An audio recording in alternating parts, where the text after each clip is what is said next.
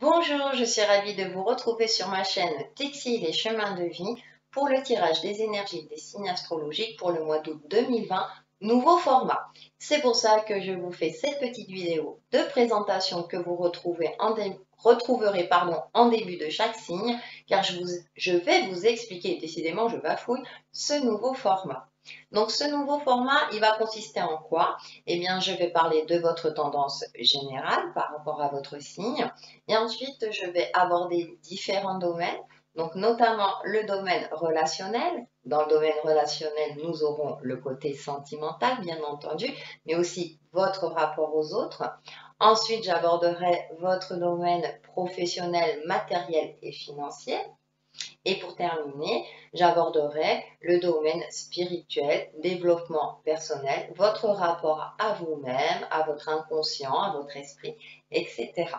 Donc j'espère que ce nouveau format vous plaira. N'hésitez pas à me laisser des commentaires, à me parler de vos ressentis. Je tenais à vous préciser également que ça reste général et qu'il est conseillé également de consulter et son ascendant et son signe lunaire, sans vouloir être astrologue, mais ce sont les influences majeures au niveau de vos énergies. Donc ça peut vous apporter un éclaircissement, voire un complément d'interprétation et ça peut vous permettre d'y voir plus clair. Si vous souhaitez un soin énergétique et ou un tirage personnalisé, vous pouvez m'envoyer un mail sur textilecheminsdevie@gmail.com. Donc je vais vous présenter les jeux que je vais utiliser pour ce mois d'août. Comme ça, eh bien, vous aurez le tout et après on pourra passer au signe. Donc pour la tendance générale, je vais prendre l'oracle Outre Chimère. Et ensuite, pour aborder le domaine relationnel et sentimental, et ça, je sais que ça vous intéresse, je vais prendre une carte oracle de l'oracle des haïkus. Pour le tarot, je vais prendre 3 cartes du tarot de la bienveillance. Et pour terminer, je prendrai une carte, le pouvoir de l'amour. Ensuite, pour aborder le domaine professionnel en carte oracle, je vais prendre une carte, les esprits de la forêt. En tarot, The Light Seer Tarot. Et pour la synthèse, mes alliés de la nature. Pour terminer, enfin, pour aborder le domaine spirituel, donc je prendrai une carte de l'oracle Umrazai. Ensuite, avec le tarot, je prendrai le tarot psychique. Et pour terminer, une carte J'ouvre mes ailes. Bien entendu, lors de l'interprétation, je pourrais faire le lien entre les différents domaines parce que le jeu va s'y prêter, parce que peut-être que vos énergies vont insister sur un point, sur les différents domaines. Donc ça, on le verra en fonction des signes. Et bien sûr, j'allais oublier, pour terminer, vous aurez votre conseil du mois ou votre mantra avec une carte prière aux anges. Donc voilà, je crois que j'ai fait le tour. Eh bien, il n'y a plus qu'à passer au signe. Et on se retrouve pour le tirage des taureaux en signe solaire, ascendant et lunaire pour le mois d'août 2020. On va commencer de suite par la tendance générale. Donc en première carte, nous avons l'élu parmi les astres, la perfection. Et nous avons, la lune de plomb, la contrainte. Alors c'est intéressant parce que cette carte-là, je l'ai déjà tirée pour plusieurs signes. Donc on a vraiment quelque chose à libérer durant ce mois d'août. Alors, ce qui est intéressant, c'est que on a une carte très lumineuse qui nous parle de perfection et derrière, on a la lune de plomb qui nous parle de contrainte. Il y a cette notion durant ce mois d'août, amis taureaux, peut-être de vous montrer plus tel que vous êtes. Vous donner une image de vous-même parfaite, si j'ose dire. Vous voulez être parfait dans tous les domaines. Et du coup, ça provoque chez vous peut-être des contraintes, une certaine lourdeur, parce que vous voulez tellement bien faire et peut-être dans une crainte de déplaire, tout simplement. Donc, on va vous demander de travailler sur votre authenticité et de définir ce qu'est la perfection. Parce que la perfection n'a pas la même donnée chez tout le monde. Et qu'est-ce qui est parfait? On le sait pertinemment, rien n'est jamais parfait. Donc, définissez votre perfection à vous, mais votre perfection à vous n'est pas forcément celle des autres. D'accord? Et donc, à force de vouloir être parfait, du coup, vous vous mettez peut-être en danger. Ça provoque chez vous une fatigue démesurée, des tracas inutiles, parce que vous voulez donner une image. Moi, j'ai cette sensation-là, l'élu parmi les astres, hein, même si on va parler au niveau divin, mais j'ai cette sensation que vous voulez donner une image tellement lumineuse, tellement belle de vous-même, que du coup, ça vous provoque une certaine lourdeur et que vous n'arrivez plus à assurer. Donc les énergies, pour moi, vous demandent durant ce mois d'août, en termes généraux, de travailler sur votre authenticité, de prendre du temps pour vous, de travailler sur vos valeurs et de ne pas forcément montrer l'image parfaite telle que d'autres souhaiteraient la voir. Vous êtes parfait tel que vous êtes quelque part, hein, si on va par ce chemin-là, rempli, enfin avec le panel émotionnel, nos qualités, nos défauts que nous sommes en tant qu'êtres humains. Et vous êtes, voilà, comme les autres. Donc il y a aussi peut-être retravailler un petit peu sur, redescendre un peu sur Terre. Pourtant vous êtes un signe de Terre, un mi-taureau, et vous êtes plutôt cartésien. Mais cessez peut-être de vouloir plaire aux autres. Travailler sur votre authenticité et peut-être de vous affirmer tel que vous êtes, plutôt que d'essayer de plaire. On va passer aux différents domaines. Donc la première ligne concerne le domaine relationnel et sentimental. Et nous avons sécurité. La pluie tambourine ma maison. La pluie tambourine ma maison est un cocon sur son toit de tôle. On a une carte un petit peu sombre et on a cette maison. Au niveau relationnel, j'ai l'impression qu'il y a un repli sur vous. Vous n'osez pas vous ouvrir aux autres. Vous avez tendance à vous refermer sur vous-même, peut-être par crainte de déplaire justement, hein, par rapport aux énergies générales, par crainte de déplaire, et vous vous réfugiez dans votre cocon intérieur. J'ai cette sensation-là. Donc on va en savoir un petit peu plus avec le tarot. Nous avons le 5 d'air, ensuite le 8 d'air, donc on a tout ce qui est mental, hein, alléger son mental. Ah, et là j'ai deux cartes, c'est vrai, donc j'ai 6 d'eau, accompagné de reine de terre.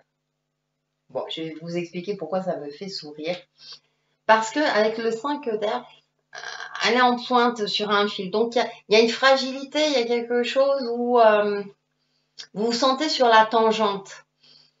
C'est comme si vous manquiez de confiance en vous et du coup, ça s'en ressent dans... C'est peut-être pour ça que vous souhaitez plutôt vous réfugier, vous refermer, vous renfermer sur vous-même. Et en plus, avec le 8 d'air, il y a cette notion, vous voyez, vous avez peur de laisser des plumes ou d'être trop affecté parce que vous voulez plaire à tout le monde et du coup, vous avez peur de montrer vos failles. Moi, j'ai cette notion de crainte. Avec la carte de la 6 d'eau, alors ça me fait sourire parce que là, je la vois. Et moi, je sais pas vous, mais en premier instant, j'ai l'impression qu'elle a mal au ventre. Donc voilà, comme quoi, hein, quand j'interprète beaucoup les cartes à l'instinct aussi, il y a cette notion un petit peu de peut-être de douleur intérieure, de quelque chose qui fait que elle est entre deux rochers, vous voyez. Il y a une espèce d'enfermement, quelque chose où, ouais, vous nous, en tout cas, dans le domaine relationnel, c'est un petit peu, durant ce mois d'août, c'est un peu compliqué. Vous êtes plutôt renfermé, vous n'êtes pas très communicatif. Là, pour moi, j'ai l'impression que ça vient plutôt de vous. Vous n'osez pas. Si je vais aborder le domaine sentimental à proprement dit, bah, on peut le transposer, hein, si vous êtes en couple. Manque de communication, peut-être pas peur de blesser l'autre ou de ne pas satisfaire l'autre. Alors attention, hein, quand on vit en couple, également de ne pas se transformer soit, enfin de s'oublier soit pour plaire à l'autre, alors que ce soit dans un sens ou dans l'autre. Pour ceux qui sont célibataires, il y a un manque de confiance en soi. Bon, célibataire en recherche active, hein, parce que comme je l'ai dit, il y a des célibataires qui sont très bien. Bon, après, les célibataires qui ne sont pas en recherche, effectivement, il y a peut-être aussi un travail sur soi à faire et à travailler sur son relationnel. Alors là, on peut rejoindre le côté relationnel, amical, familial, hein. Donc vous pouvez le transposer. Mais pour ceux qui sont en recherche active, je dirais qu'il y a des remises en question à faire, il y a des choses à voir et à travailler, justement parce qu'on finit par la reine de terre La reine de terre, eh ben, elle vous correspond bien, hein, vous êtes un signe de terre, pour retrouver sa sérénité, son apaisement et sa sécurité. Donc, il y a tout un travail sur vous, sur votre esprit, sur votre intellect de prendre de la hauteur par rapport à vos relations aux autres, que ce soit dans le couple ou en général. Il y a de la hauteur, de se montrer aussi tel qu'on est, avec ses failles. Parce que si on éprouve de la douleur, alors je sais pas pourquoi là, cette carte de ciseaux, moi pour moi il y a une douleur, il y a une douleur intérieure qui fait que ça vous rend peut-être, j'ai envie de dire soupolé. Ouais, voilà, vous n'êtes pas d'une humeur très communicative, on dirait durant ce mois d'août. Et avec cette reine de terre, en plus on finit par une carte chaude, si vous voulez. J'ai l'impression, c'est travailler sur votre mental. Ne cherchez pas forcément à plaire aux autres. Montrez-vous tel que vous êtes. La reine de terre, c'est une femme qui a de l'expérience, qui voit clairement les choses. Très concrètement en plus, hein, elle est très clairvoyante, mais tout en étant connectée à son côté intuitif. Elle est réaliste. Justement, elle sait ce sur quoi elle peut agir, quels sont ses atouts et ses forces et ses faiblesses. Donc prenez conscience de vos forces et de vos faiblesses. Et si vous prenez conscience de vos faiblesses, ça ne veut pas dire que vous êtes faible. Attention, on est un tout. Nous sommes des êtres humains. D'accord? Donc voilà ce que je peux en dire sur le domaine relationnel. Et pour faire le bilan, nous avons sérénité. Et oui. Vous reconnaissez que l'équilibre, la gentillesse et l'amour apportent le calme à votre âme. Soyez aussi indulgent avec vous-même, ne soyez pas trop dur avec vous-même. Justement pour vouloir plaire aux autres ou pour pouvoir convenir aux autres. Reconnaissez que voilà, la gentillesse, déjà, soyez bienveillant envers vous-même, acceptez-vous tel que vous êtes et les autres vous accepteront tel que vous êtes également. On va passer au domaine matériel, professionnel et financier. Donc nous avons la carte âme sœur. Reconnaissance, famille, affinité. Et là, ça va me parler d'abondance. Prenez conscience de l'abondance, de la richesse de votre vie, de la richesse de votre famille. Alors, que vous viviez ensemble ou pas, ça peut être les parents, les enfants, le papa, la maman, à vous de voir en fonction de votre situation, mais prenez conscience voilà, de l'abondance, je dirais là plutôt au niveau familial, au niveau aussi, alors ça peut être familial, mais aussi de votre famille de cœur, par exemple de vos amis, etc. Même si on rejoint le côté matériel, mais c'est concrètement, prenez conscience qu'il y a des gens qui sont là pour vous aider, pour vous soutenir, même si vous avez des défauts. Vous voyez ce que je veux dire? Donc prenez conscience de cela. Avec le tarot, nous avons 8 de bâton, 4 de bâton, 7 d'épée. Bon, ça s'éclaircit. Pourquoi prendre conscience de cela? J'ai l'impression, alors là, ça va plus me parler au niveau pro. Alors, au niveau financier, pour l'instant, j'ai rien qui me vient. Ça va plutôt me parler au niveau pro. J'ai l'impression que vous vous noyez dans le travail. Vous y prenez même un certain plaisir. Il y a une fuite. Pour moi, il y a une fuite parce qu'avec ce 7 d'épée, là, on voit quelqu'un, on a l'impression qu'il prend la fuite et on a la pleine lune là, qui met en lumière ce personnage. Est-ce qu'il a volé quelque chose? Ça, voilà. Mais pour moi, il y a une fuite. Il y a une fuite de quelque chose. Peut-être que vous ne vous plaisez plus dans votre travail, mais les aspects concrets de votre vie font que vous n'avez pas le choix. Vous continuez à travailler. Vous faites semblant d'être heureux, d'être joyeux. Hein, par rapport au côté relationnel, émotionnel, on va dire aussi, vous faites semblant d'être heureux et en fait il y a une fuite de quelque chose. Vous ne prenez pas en compte peut-être la réalité de votre existence. Vous ne savez peut-être plus, vous êtes un peu perdu durant ce mois d'août. Donc au niveau professionnel, c'est prendre conscience, à savoir est-ce que votre travail vous plaît actuellement. Bien entendu, il y a l'aspect financier derrière, hein, on ne peut pas quitter un travail comme ça du jour au lendemain, mais arrêtez de fuir parce que à un moment donné, ça va vous donner, ça va compliquer peut-être votre vie personnelle, donc amicale, sentimentale. C'est parce que ça va provoquer en vous une fatigue inutile. Avec ce vide de bâton, on peut avoir la sensation aussi d'être débordé aussi. D'être débordé. Et du coup, on est un peu, vous voyez, il y a une forme d'ivresse. Vous voyez, on fait semblant de. Là, par rapport au jeu, hein, par rapport à l'assemblage des cartes, on fait semblant d'eux, alors que vous n'aspirez qu'à une chose, c'est de partir. Hein.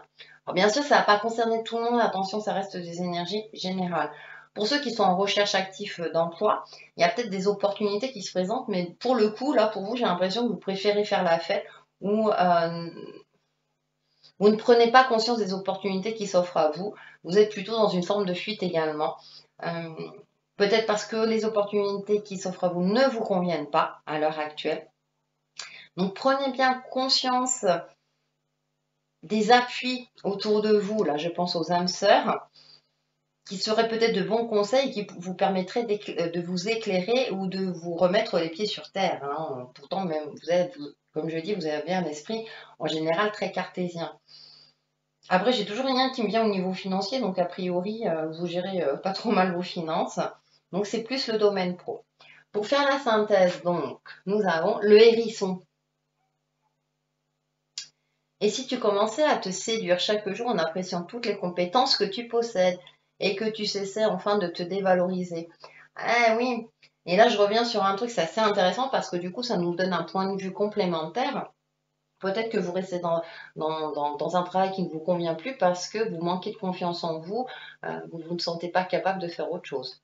C'est une question à vous poser durant ce mois d'août. En tout cas, il y a quelque chose à faire au niveau professionnel vous concernant.